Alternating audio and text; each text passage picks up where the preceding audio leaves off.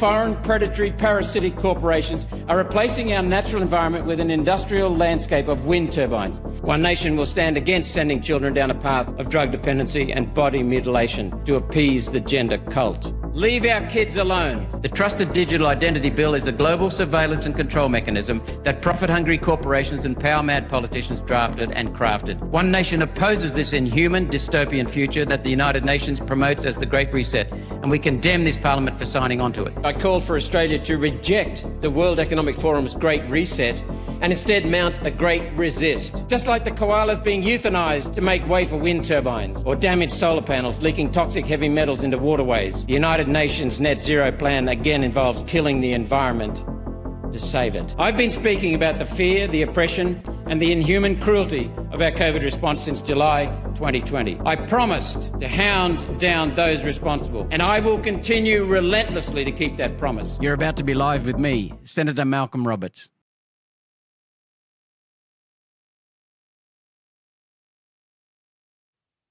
Hi, it's Friday again, so it's time for the weekly wrap-up from the only opposition party, the only party serving the Australian people. Now, we've got a new format today, and hopefully for the future, we've set up an independent camera, better quality camera, with a screen, it's hard to describe, that's got notes on one side, bullet points for me to use on one side, and a camera, and the backdrop you can see on the other side. So we'll see how it goes, because my staff, you know, is very, very good. We work as a team. They see my limitations, which is that I'm an engineer by training and an executive by experience. And so what I tend to do is to give data, reason, and then the punchline. And they're saying, no, people don't like that. They like the punchline and then any reasons if they need it. So here we go. That's why I use a lot of written speeches in Parliament. And increasingly other senators starting to do the same. But anyway, speaking of speeches, the Australians for Better Government, I mentioned this last week, invited me to be the keynote speaker at a conference in the Gold Coast on Sunday, the 3rd of August. I got a standing ovation, even though the speech was 35 minutes long. So it really packed a lot of material in. But the video quality, unfortunately, of the organisers was not great. So the Australians for Better Government executive asked me to repeat it. That has been repeated. I used exactly the same script, and it's been released on our website and on social media just last Wednesday, I think it was. Comments are very, very supportive. Now, there's a lot of material, but the audience was amazed on the Gold Coast, and we're getting very supportive comments. Please share that, and I'm going to have to ask someone here to move the script, move the notes over. So I've got one on them now. Next point, net zero has been in the headlines well and truly, and for the right reasons. People are ditching it, which is wonderful, and you can thank One Nation for that. We're the party of sound governance based on solid data. The Nationals are coming across. The National Party senators, the National Party MPs are starting to make noises about net zero and ditching it because we're stealing their votes. People know it's crap. So the Nationals are splitting, but not quite splitting because their leader, David Littleproud, has gone very, very quiet. I wonder why, because it must be very sensitive for him. But the Liberal Party in South Australia is coming across, Western Australia is coming across, the LNP in Queensland, the Liberal National Party, is coming across, Tasmania, I think, has come across. I'm not sure, maybe Tasmania and Victoria are the only two Liberal parties to hold out. But the point is, it's wonderful to see it happening, and it's happening only because One Nation is leading the way. We're in Parliament and we're pushing the guts out of this because it is so bad. And by the way, in the Senate last week, a senior Liberal walked beside me in the passageway back to the chamber and said, "Keep going, mate, keep going. We need what you're doing to wake the Liberals up." That's a senior Liberal. And by the way, the Labor Party has senators too. When I speak about the climate fraud and about the energy destructiveness and hurting our jobs and workers' jobs and businesses and employment in this country, the Labor Party, some of their senators, they've got a few good ones, actually pat me on the back and say, "Keep going, mate." That's the power of One Nation, because we speak up. And as I said, we're we've got the courage and the guts to say what people are thinking. We know that a lot of people think net zero is crap, but we actually know it based on data. Pauline and I insist on making decisions and statements based on data, and thankfully Tyron Whitten is another one who goes on data. Very practical man who spoke really well in the Senate on several occasions this week. So we're the party of sound governance based on solid data. Speaking of climate and net zero and so on, there's a Senate Select Inquiry called the Select Committee on Information Integrity on Climate Change and Energy.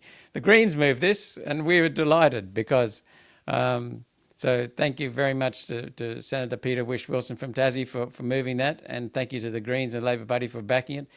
What it's about raising the topic of misinformation and disinformation, and they think that we're misinforming people, but we've got the data. So anyway, we'll see what happens in the inquiry.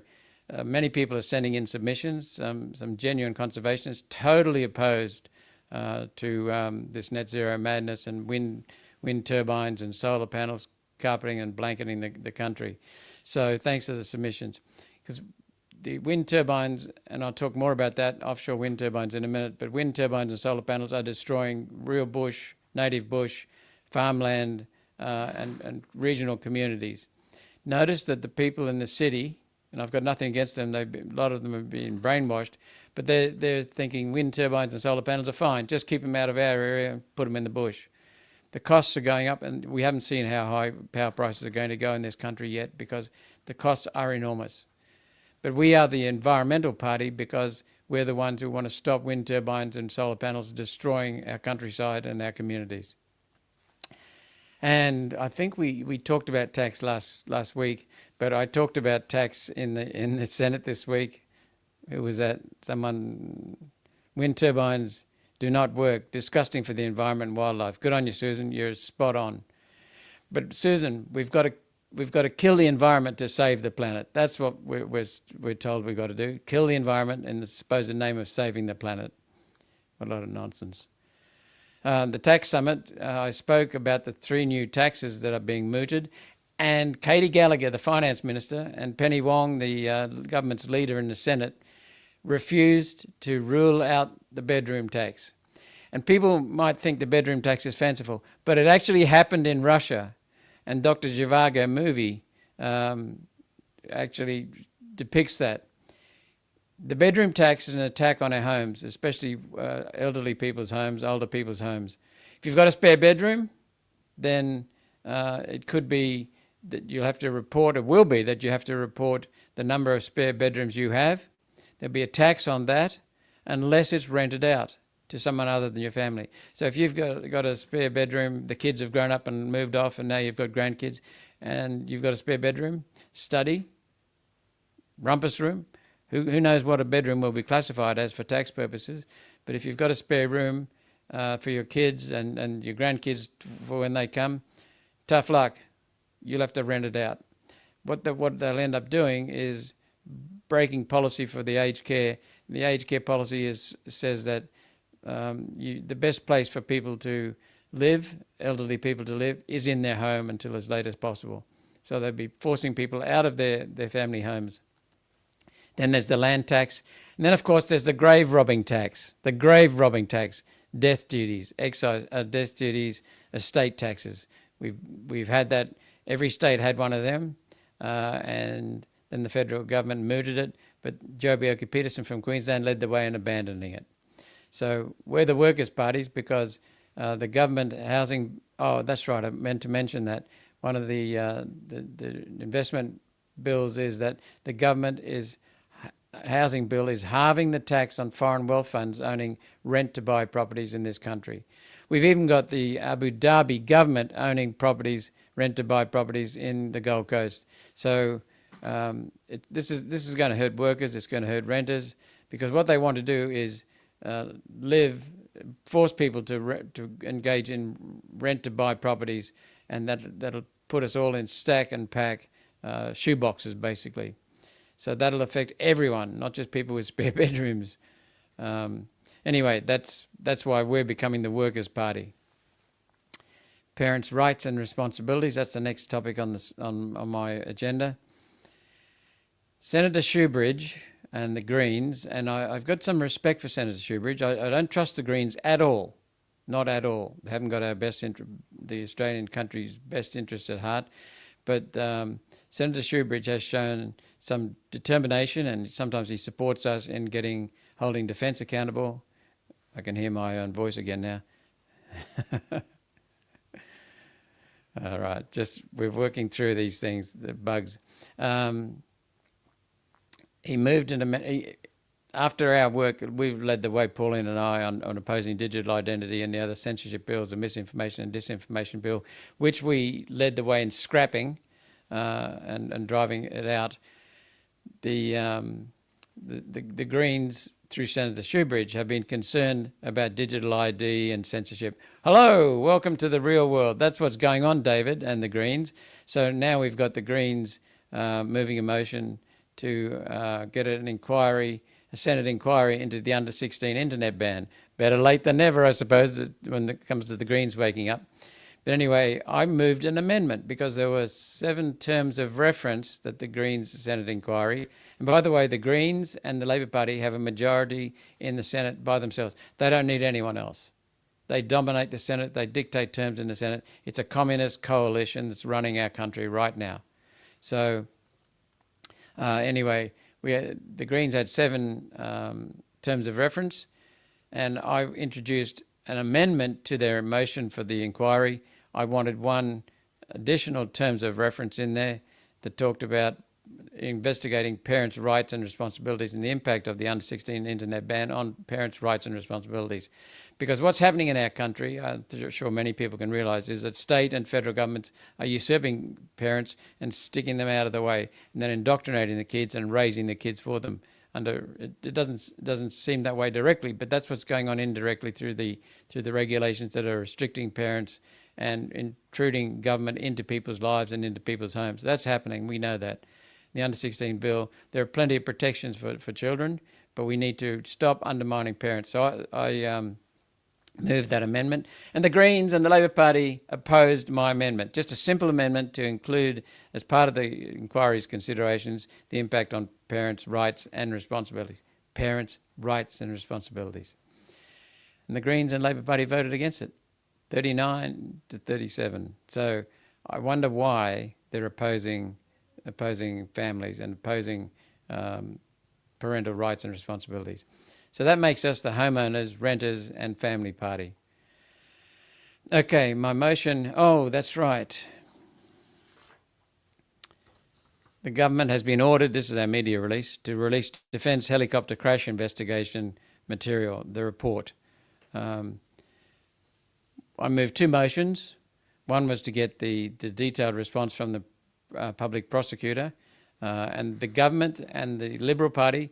This is on the Taipan helicopter crash that killed 4 people in the Whitsunday Islands. Now, the government and the Liberal Party refused to support my motion to get that material. Refused. But they allowed the Comcare, the Workplace Health and Safety federal government, to release its report to the public. So that's one great win. So we'll use that, and we'll keep pushing this Taipan crash. Look, it's a really sad thing, and it reflects so very badly and poorly on the Defence Department yet again, and on the government. This Taipan is an ill-conceived helicopter and did not come from the United States, and it's been a dog. It's been an absolute dog. And then when they finally grounded it, they, instead of selling it overseas, and there was demand for it overseas, they buried them. So I guess you bury your evidence. But anyway, what happened was there's been a litany of problems with these Taipans, and the government and the Defence Department top brass have just turned their back on it, just turned a blind eye to it. Then there was a crash at Nowra, which fortunately no one was hurt. But what emerged from that was evidence that showed the Taipans should have been grounded. They weren't grounded. Now we've got 4 young men dead from a helicopter crash in the Whitsundays. Everything about this Taipan is a disaster. At least Tay didn't give it to you.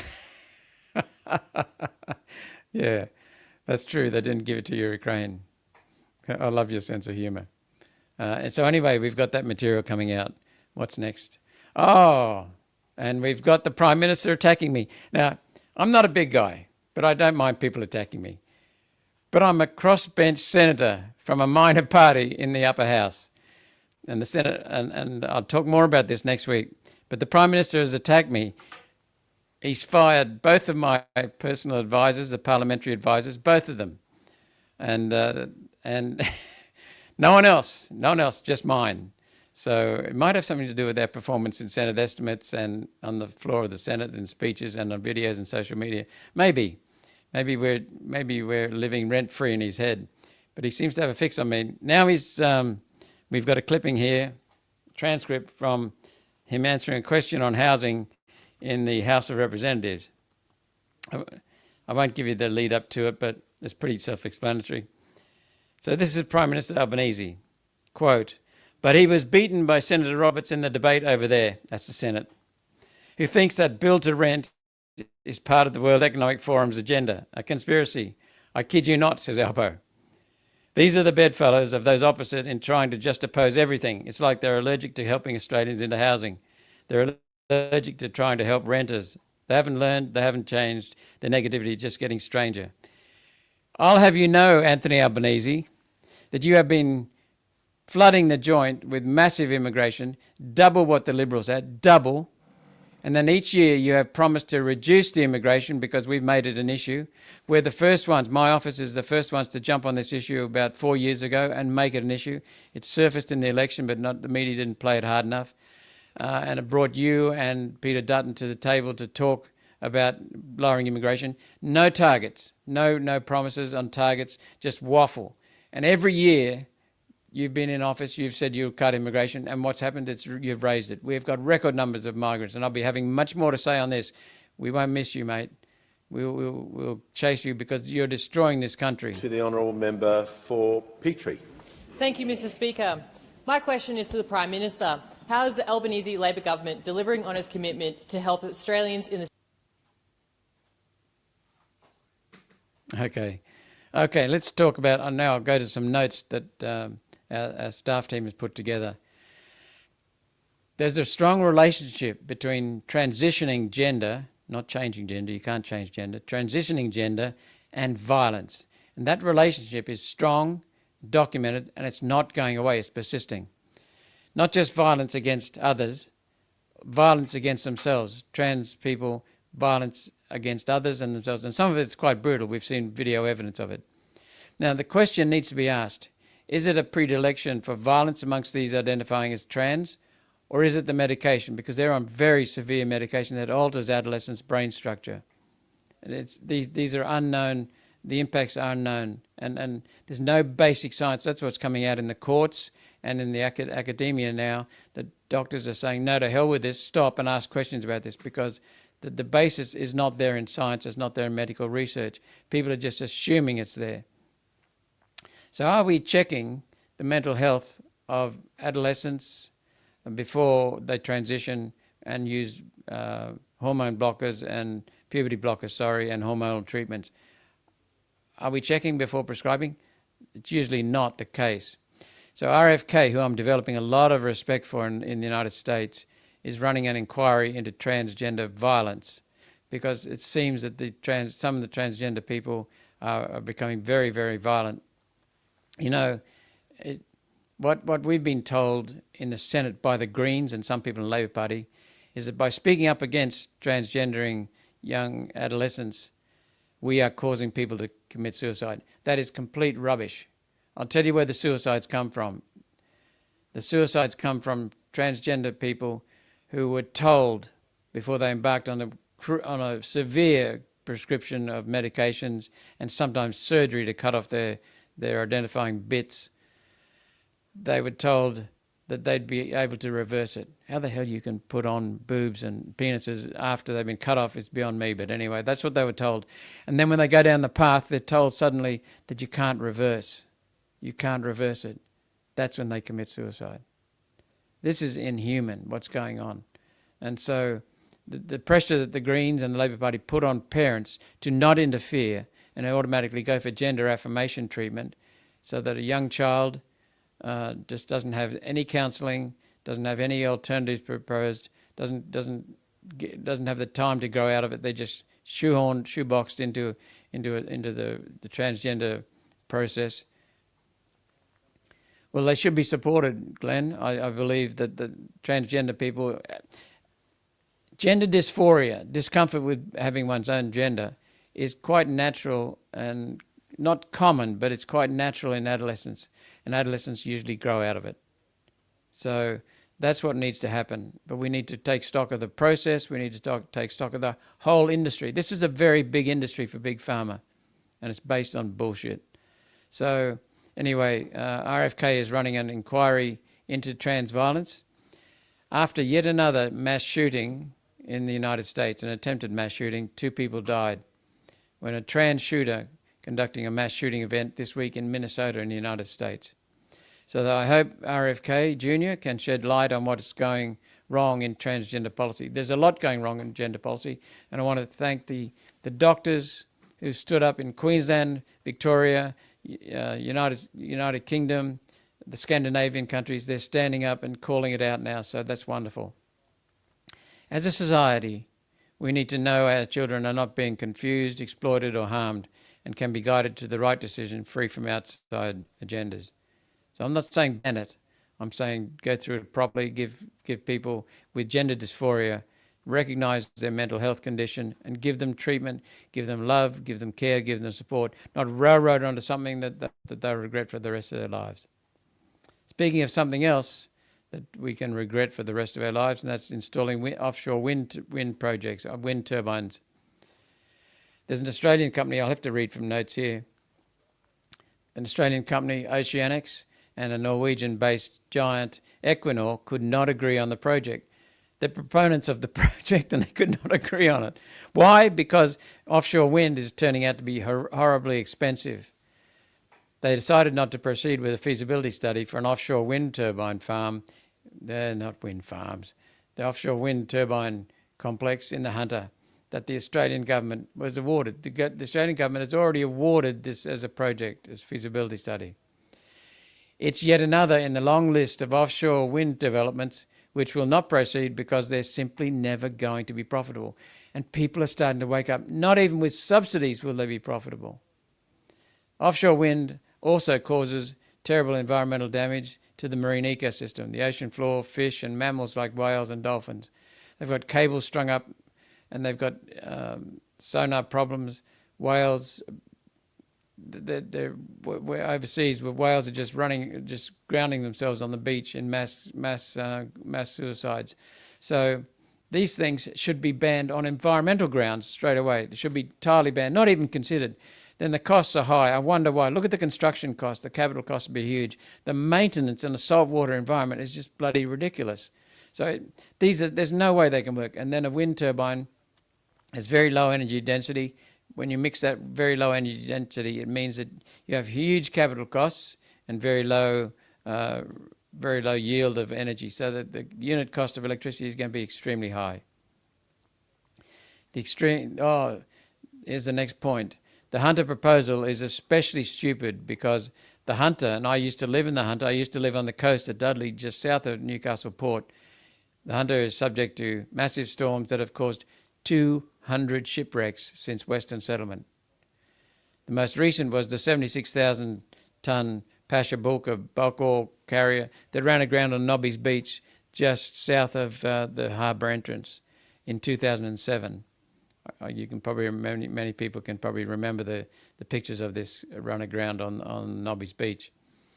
That's right next, as I just said, to the entrance to Australia's largest port, the Port of Newcastle. So that's insane. You want to block the largest port? These offshore wind turbines should have been blown onshore within a few years. And imagine carrying one of these wind turbine the components for wind turbines into the port and the ship gets blocked in the storm and then you've got the whole port blocked. Think about that. Think about the billions of dollars lost from vital exports through the Port of Newcastle, Australia's largest tonnage port. It's about more than taxpayer subsidised monstrosities turning into beach art. These turbines are $300 300 metres high, 300 metres high, and could easily block the port entrance, causing massive financial losses in the Hunter. So, Michaela, the government seems very selective in what's good for the environment. It doesn't base decisions on data, Nicholas, sorry, I couldn't read it. So they just don't care about the environment. The environment is something that they use to justify ideologically to get what they want. That's all it is. And there's also the human environment. But anyway, coming back to the point, there would be massive losses if the port was closed in the Hunter. The fact this development was even considered shows that Minister Bowen and Prime Minister Anthony Albanese are making policy based on propaganda, not practicality.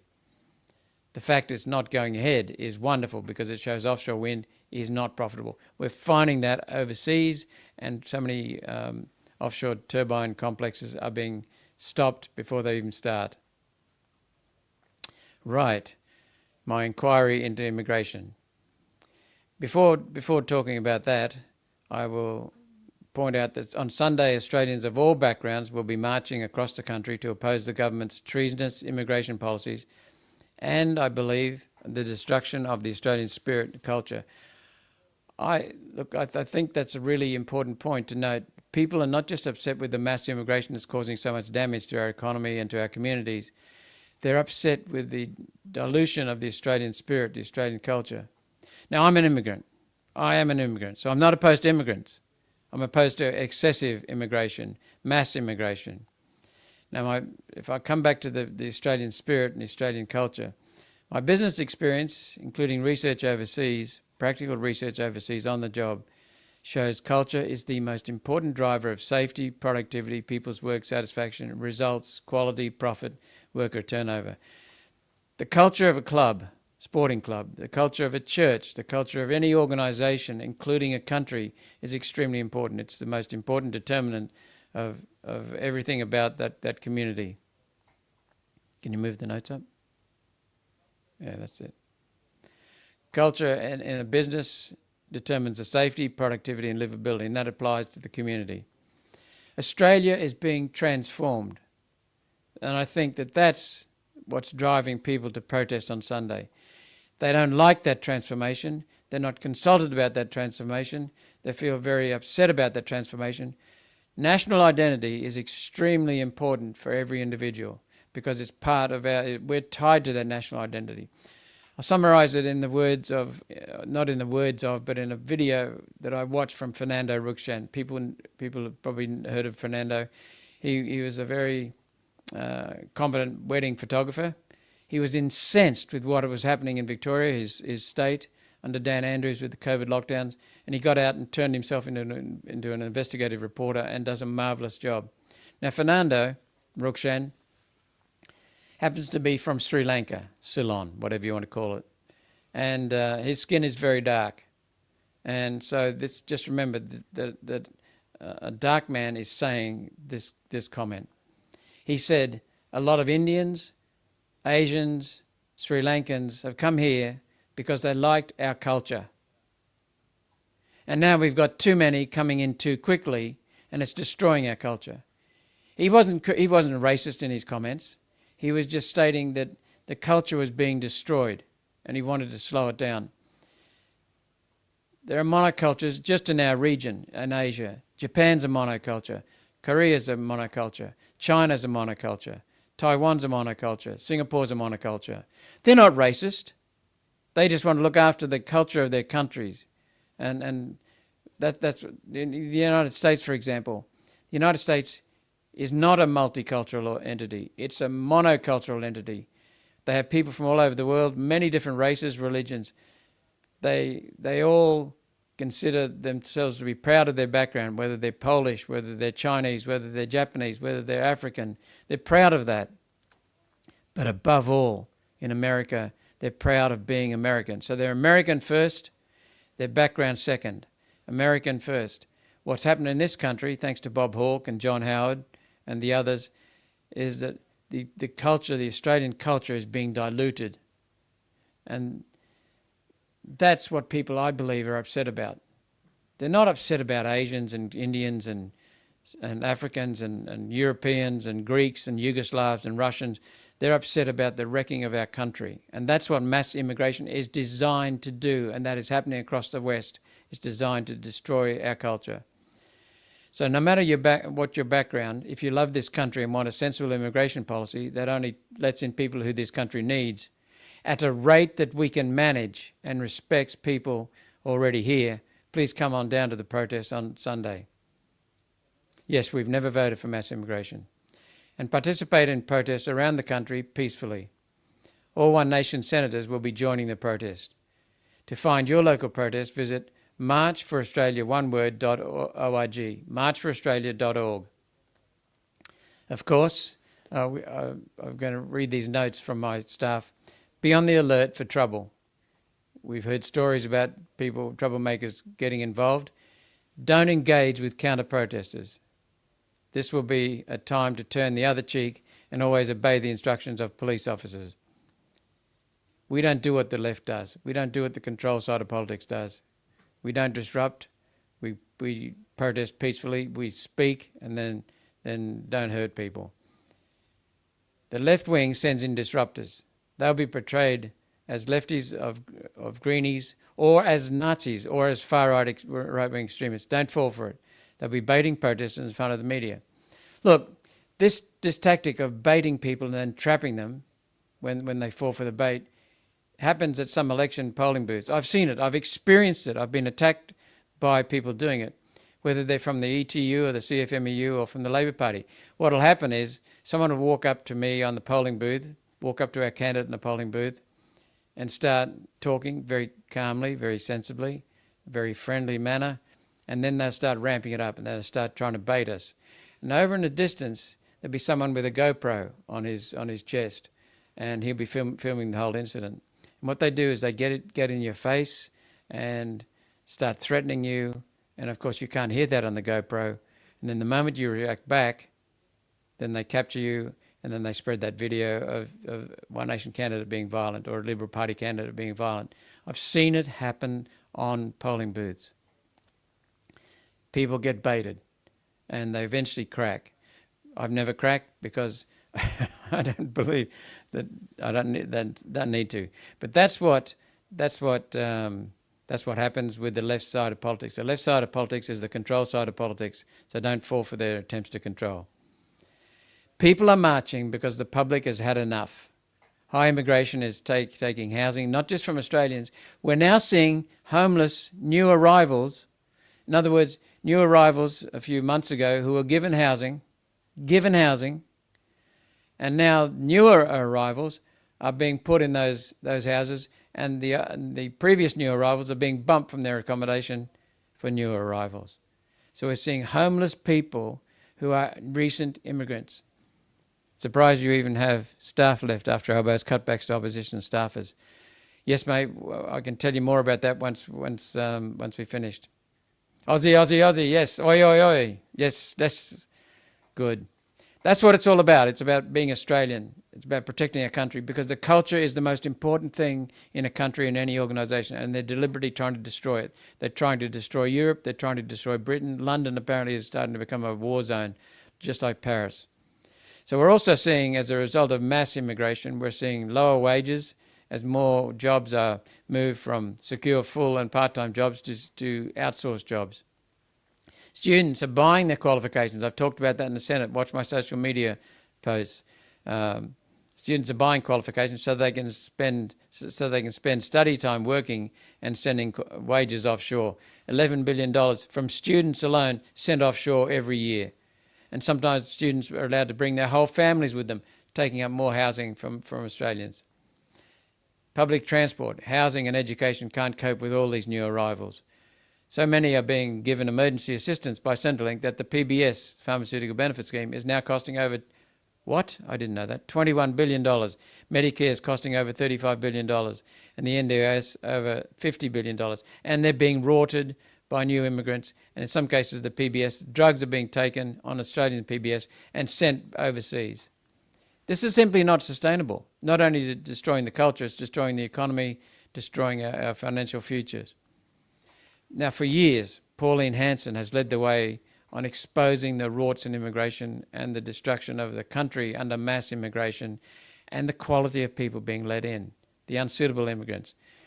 Australia has been built on immigration. Australia has been built on good immigrants until recent times, and now we've got mass immigration being flooding the country, and we've got unsuitable people coming in. Instead of bringing in productive people with skills that can be immediately put to work and raise our gross domestic product, we've got people coming in on welfare. Not every immigrant is on welfare, but that's what's happening now. There's no qualifications for bringing people in.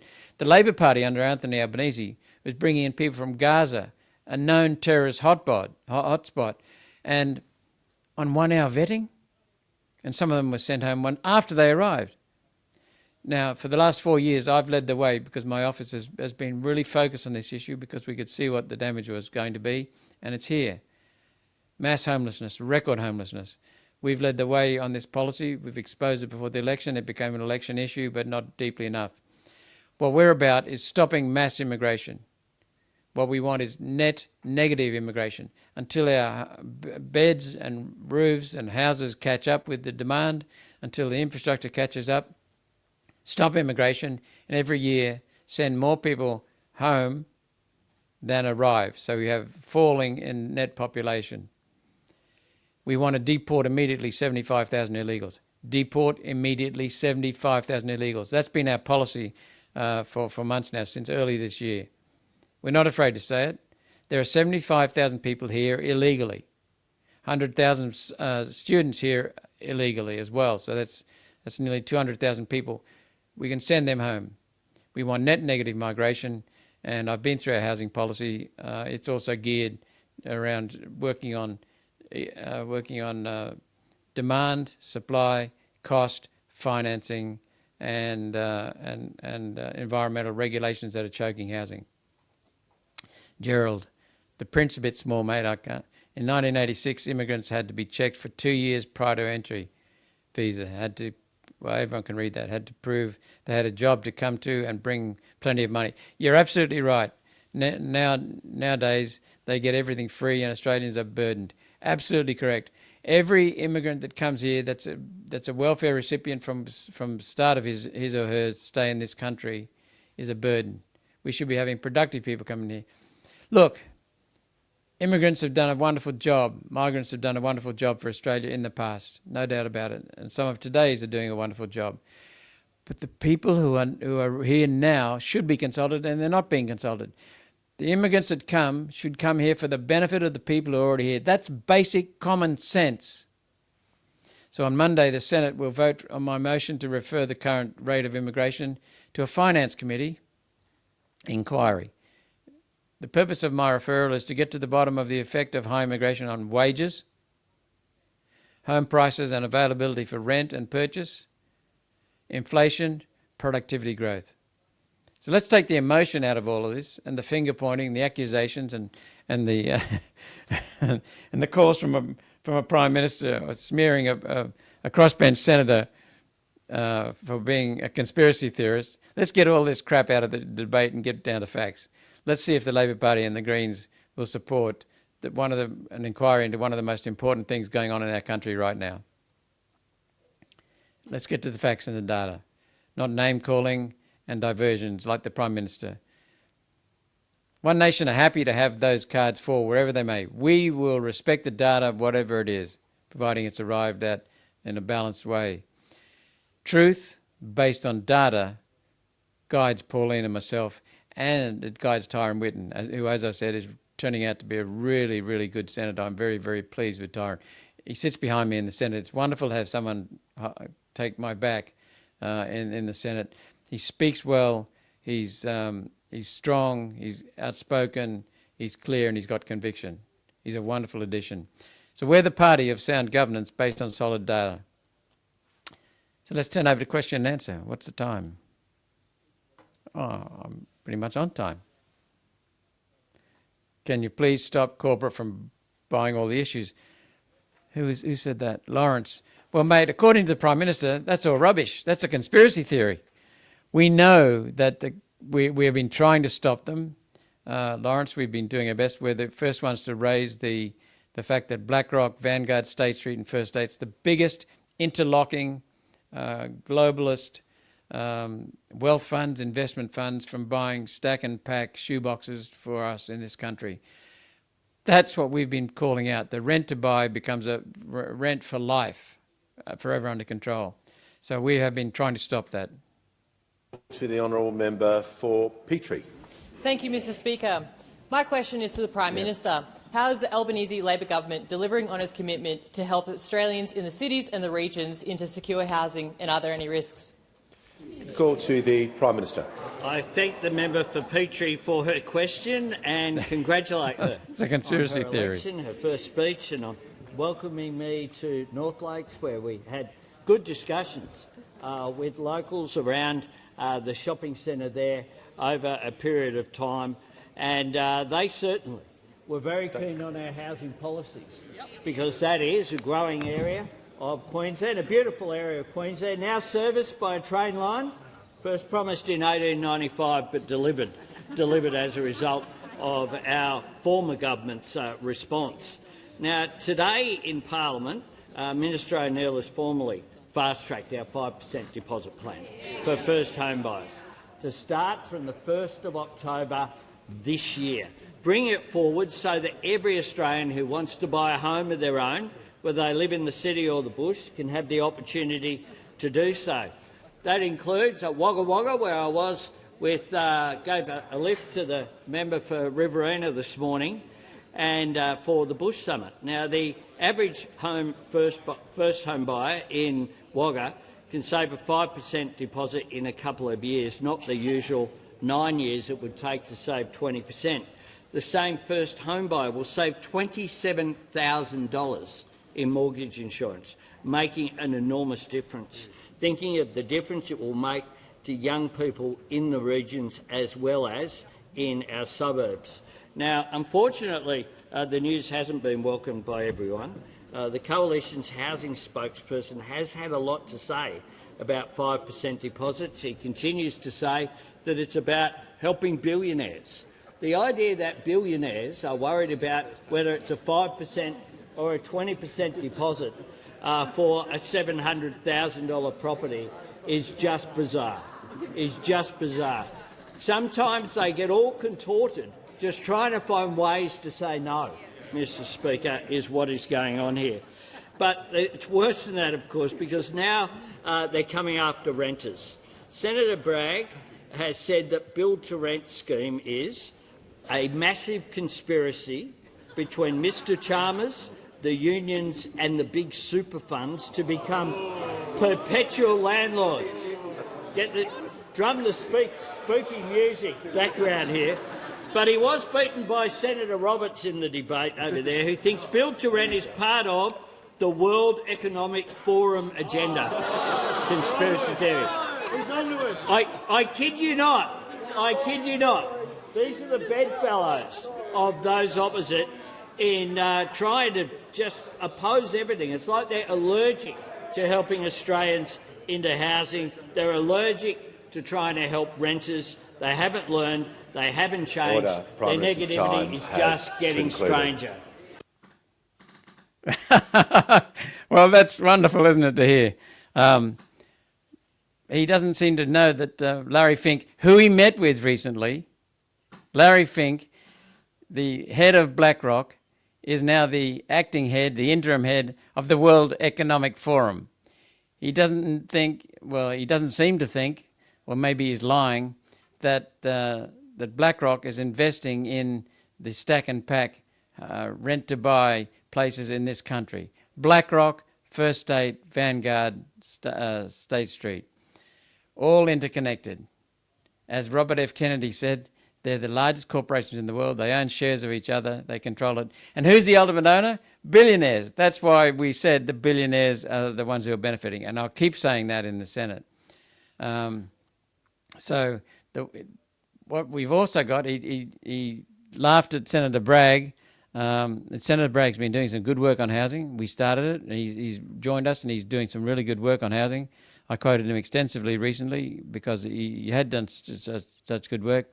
But the billionaires that own BlackRock, Vanguard, and State Street are benefiting, and the C-Bus CBUS, which is a CFMEU superannuation arm, is another one of the investors in these stack and pack shoeboxes and rent-to-buy places.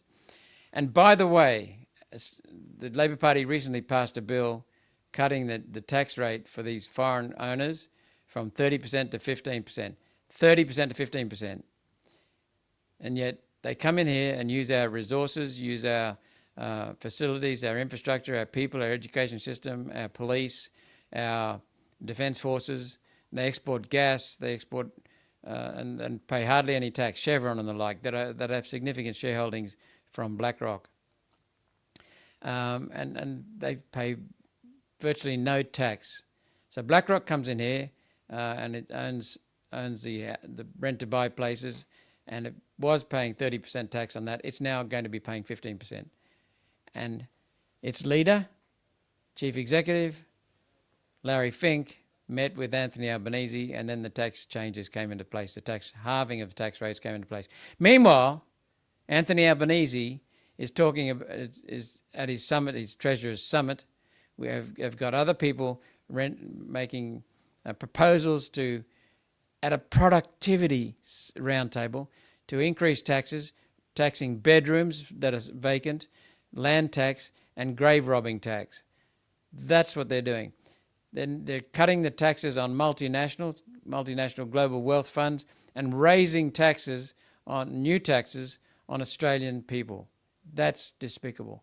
We're already amongst the highest tax in the world, and some figures from 1996, 2010, and 2016 that I verified myself with the former Deputy Commissioner of Taxation for Large Companies and International Matters, Jim Killaley.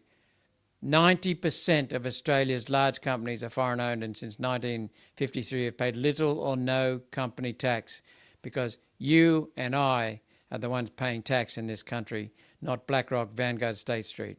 And they own so much in the world, and they're trying to own everything, and they own a lot in this country. And what we've got is a Labor government giving them a tax break. That's what's going on. And so I'm a conspiracy theorist because I believe in the World Economic Forum.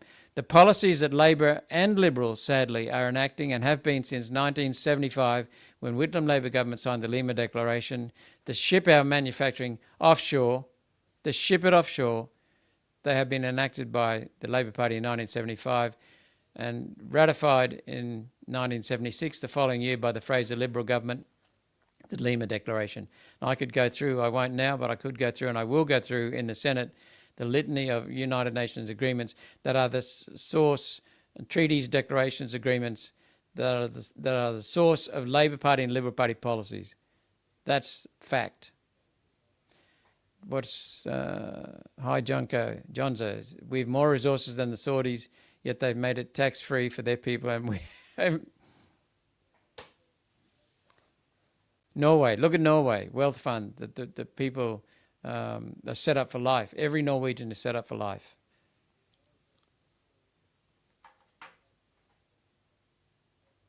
Yeah, what's the difference? Susan, you're spot on. What's the difference between the truth and conspiracy theory? About 6 months. Conspiracy theory eventually is seen to be true. Look at COVID. That's what people learned during the 5 years of the COVID fraud. Now we all live like sardines in tiny soulless boxes with no gardens. That's right. And then when the kids get sick because they can't get their feet in the dirt, their hands in the dirt, get the grounding from the earth, and the kids get sick, then we pump them full of drugs. That's what Big Pharma wants. What they want is a society. And who owns Big Pharma? BlackRock, Vanguard, State Street, First State, and the other global wealth funds. And who owns each of them? They are interlocking shares with each other, and ultimate owners are the billionaires that Anthony Albanese mixes with but doesn't tell us about. And that Big Pharma pumps drugs into these children growing up in soulless little boxes. That's what we're fighting. Exactly, Christian. I'm going to have more to say about Anthony Albanese. Man is full of fear. Susan, how can we stop what they're doing? Can we push to change our government? Oh, that's a great question. The government was put in place by the people. About 34%, just under 35% voted Labor. They've got a record majority. But if you look at the actual votes of the people enrolled, because the informal vote and the non-voters were very high this last election, about 29% of the people eligible to vote in this country voted for the Labor Party. About 26% voted for the Liberal Party coalition, just on a quarter. What's been happening is that since 40 years ago, when 95% of the voters voted Liberal or Labor first preference, that's gone down now to about 66%, and it's still falling. It's been a steady downward trend for 40 years. What we've got to do is replace the Liberal and Labor parties with their orders telling people how to vote, members of Parliament how to vote, replace them with independents and minor parties. And that's why One Nation is rising now, because people are realising that what Pauline Hanson said 28 years ago in her first speech in Parliament is absolutely correct. The marches on Sunday are a reflection of what she was saying, because people are tired of our country being swamped. That's the reality. Our Australian culture is being dismantled. We've got no problems with other people from other races, religions, nationalities coming here, but in numbers that don't dilute and destroy our culture. The Hungarians, the Poles, the Czechoslovaks, the other countries in Eastern Europe are shutting their borders and saying, stay out. And that's not the dark-skinned people, that's the white-skinned people who don't comply with the cultures. We've got to protect our culture. It's the most powerful force in our country for cohesion and unity. And it already includes people of various skin colours, people of various races, and that's fine. But we need to restore our country and reclaim our country. Ex-teachers here, SWT. Students are told they had sexuality issues or are homosexual, then sent to counsellor, who I believe pushes the narrative, then told not to tell parents. It's a shit show. Too right. Look, there's nothing I can do to add to that, because you've said it so well. I have spoken out against this in the Senate. John Howard was the man who introduced the national curriculum, and that enabled the World Economic Forum and the United Nations indoctrination to flood into the country and then be disseminated to the states. That's why we need to get back to competitive federalism. So what we need to do is get the people to realise that they are in charge. The parties have taken over in this country. They think that the people serve the government. That's rubbish. It's the government that serves the people. And our constitution is set up as a constitutional monarchy. The monarchs do not rule the country. The monarchs serve our country, and they've been. I was once opposed to the monarchy. I'm now very much in favour of the constitutional monarchy we've got. It's a very, very good constitution. It's not perfect. There's no human document that can be perfect, but we need to restore compliance with our constitution. The original constitution is still in place here, but we need to restore compliance with it, and get the people to be in charge of the country. We need people to wake up and take an active part in the governance of this country and hold politicians accountable.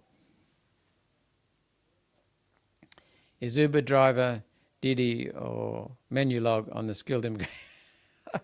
Yoga. Look, yoga is wonderful for health, but yoga teachers are not on the skilled immigration list either, but apparently they're flooding the joint as well. So you're absolutely right.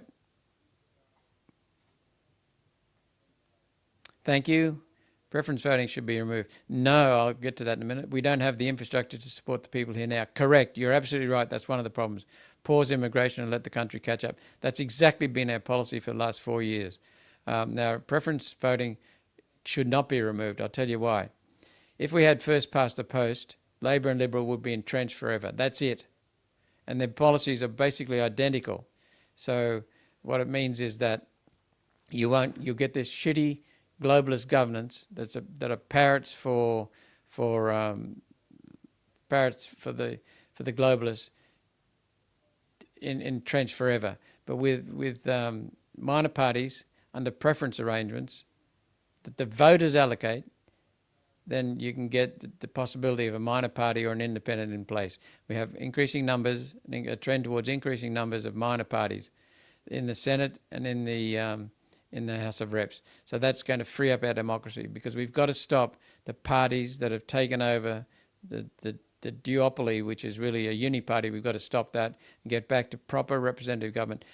People are there in Parliament not to represent their party. I don't represent One Nation. I represent the people of Queensland. Someone sometimes introduces me in a public event saying, Senator Roberts, who's a senator for One Nation. I'm not a senator for One Nation. I publicly correct them to their face when I start a speech. I'm a senator for Queensland who happens to be with One Nation. I'm very proud of being with One Nation, but my correct position is as a senator for Queensland, for the people of Queensland. We'll be marching. My wife will be marching. I'll be marching. Pauline will be marching. Tyron Whitten will be marching. Some of our staff will be marching. And we'll be marching proudly and peacefully. I swore my allegiance to the King Charles and to the Commonwealth of Australia and to God. And I used a Bible.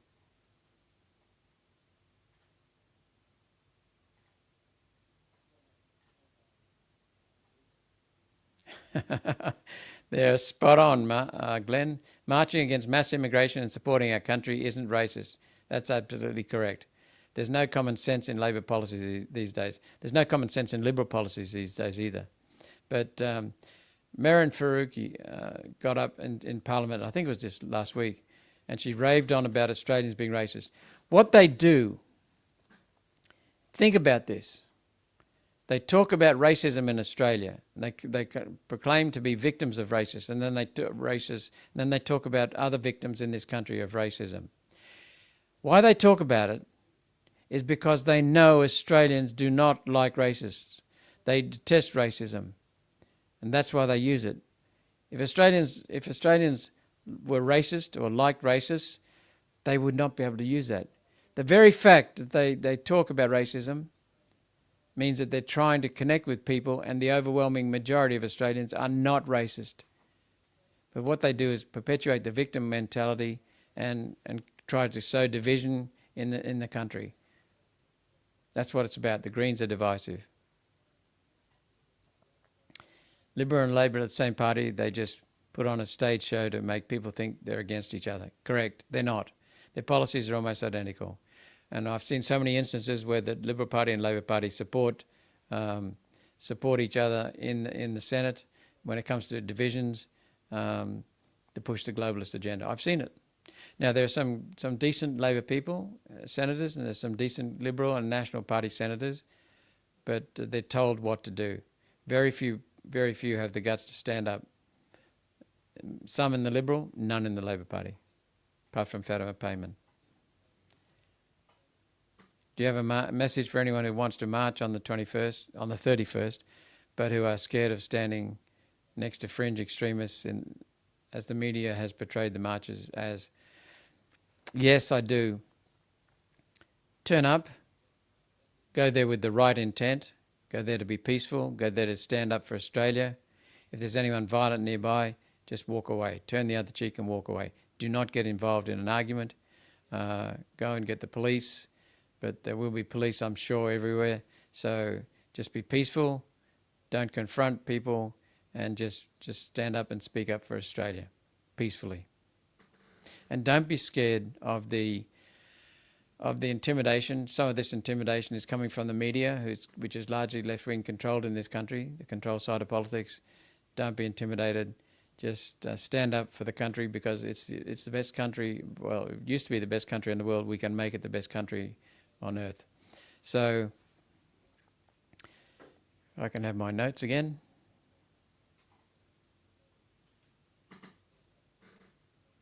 Yeah, I just want my notes.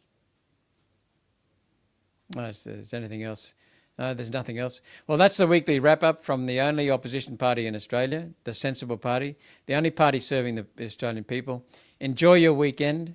I'll be going to one of the marches on Sunday. If you attend, keep it peaceful. This is about Australia and freedom, not about power. Leave you with a short video. Here it is. Have a good weekend.